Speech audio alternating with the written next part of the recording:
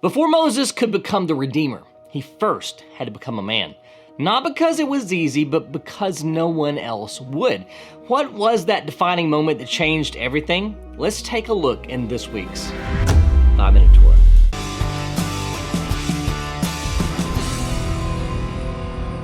Shalom and blessings from Shalom, Macon, the place where disciples of Yeshua learn, connect, and grow. I'm Darren, and before I get into the 5 minutes of my 5-minute Torah commentary, let's cover a few quick facts about this week's Torah portion.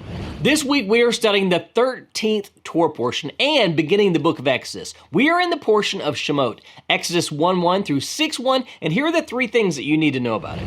Number one, oppression of Israel, the rise of the Redeemer. When Joseph dies, things go south quickly for the Israelites. A campaign of oppression eventually landed the descendants of Jacob into a life of slavery.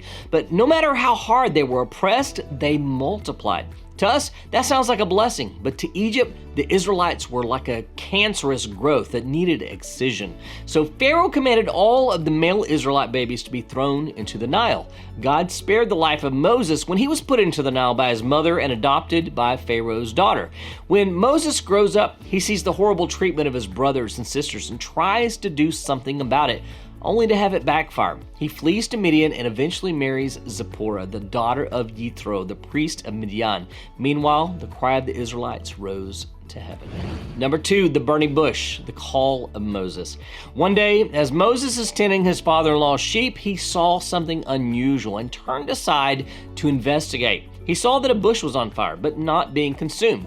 God called out to him from the bush and told him that he had heard the cry of the Israelites and was sending Moses to deliver them from the hand of Pharaoh. Moses didn't believe it possible at first, but God shows him miraculous signs to validate what he had told him.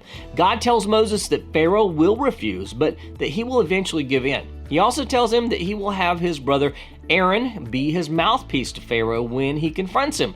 This is also confirmed when God speaks to Aaron, and Aaron comes out to meet Moses on the mountain where he saw the burning bush. And number three, the return of Moses. The showdown begins. Moses and Aaron went to meet Pharaoh and demand that he let the Israelites go so that they could worship the God of Abraham, Isaac, and Jacob. The result was that Pharaoh increased the workload of the Israelites, making them forage for their own straw to make bricks with while maintaining their daily production quota. When the Israelites blame Moses for their additional burdens, he cries out to the Lord, asking, "Why did you ever send me?" Our portion ends with the Lord's response saying, "Now you shall see what I will do to Pharaoh, for with a strong hand he will send them out, and with a strong hand he will drive them out of his land." Genesis 6:1. What does it really mean to live by the spirit of the law and not the letter of the law? For centuries, believers have been told that the law of God is a burden and something Yeshua came to set us free from. But what if that's not what the scriptures say at all?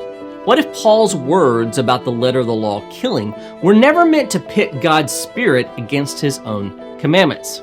If you've ever struggled to reconcile law and grace, Spirit of the Law will open your eyes to a richer, more faithful understanding of both. It will challenge assumptions, bring clarity to misunderstood passages, and invite you into a deeper walk of obedience, one that's alive with the Spirit of God. Pick up your copy today and let the Spirit of the Law transform the way you see God's Word and the way you live it. This week's Torah commentary is called Be a Man and comes from my book, 5-Minute Torah, Volume 1. Last week we concluded the book of Genesis, and this week we have begun the book of Exodus. Up to this point, we've been studying a brief history of the world leading up to the emergence of the children of Israel. Beginning in the book of Exodus, however, we start to learn about how God calls Israel out from among all the other nations of the earth to be a bride to himself.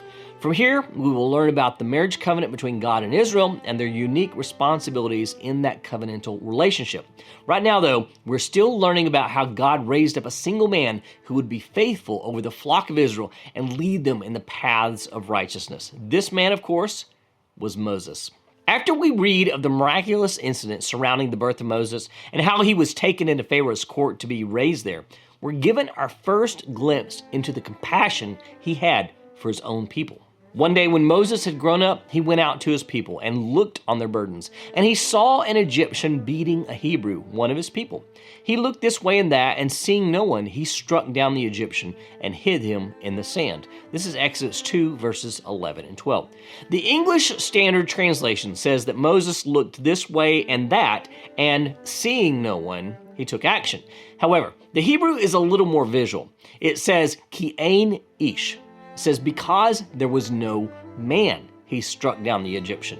We can read this two ways. The first way is to say that because no one was watching him, he killed the Egyptian. This seems to be the plain and simple meaning of the text. However, we can also read it to say that because no other man was available to defend the Hebrew slave, Moses rose to the occasion. If we think about this incident in these terms, it will help us understand the words of Hillel. Hillel taught his disciples, in a place where there are no men, strive to be a man. This is Avot 2:6. Maybe he had in mind the actions of Moses in this incident. Because no other man was there to do what needed to be done, Moses had to become a man who would defend his brother. Leviticus 19:16 literally says, "You shall not stand against the blood of your neighbor."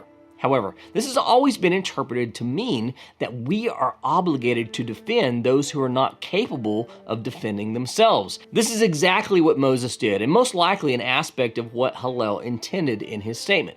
We are to, quote, be a man when no one else is willing to be one. A few years ago, a terrorist in Israel ran around and stabbed people at random. An Israeli man saw him and took off after him. After a long chase, he finally was able to subdue the terrorist and bring him to justice, but not without receiving knife wounds himself.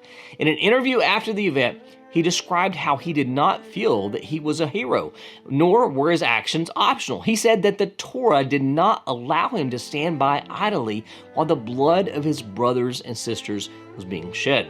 Because of the values he learned in the Torah, he became a man who saved the lives of others and brought a heinous reprobate to justice.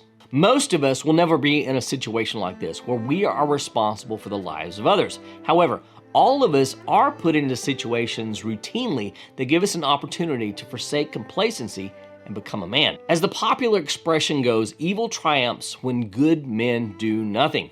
If you look to your left and then to your right and don't see a man, then your time has come. In a place where no man stands, choose to become one. I always knew God wanted to use me. I just thought he didn't like me. And I'm pretty sure I'm not alone.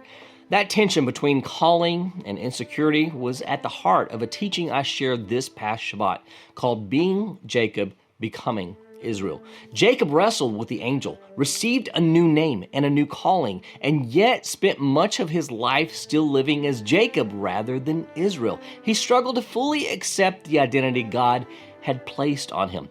And if we're honest, many of us do the same. We survive, but we never really live. We never quite step into who God says we are and live up to what he has in store for us. Are you still living as Jacob, or are you ready to become Israel? Just click the link right here to begin your transformation.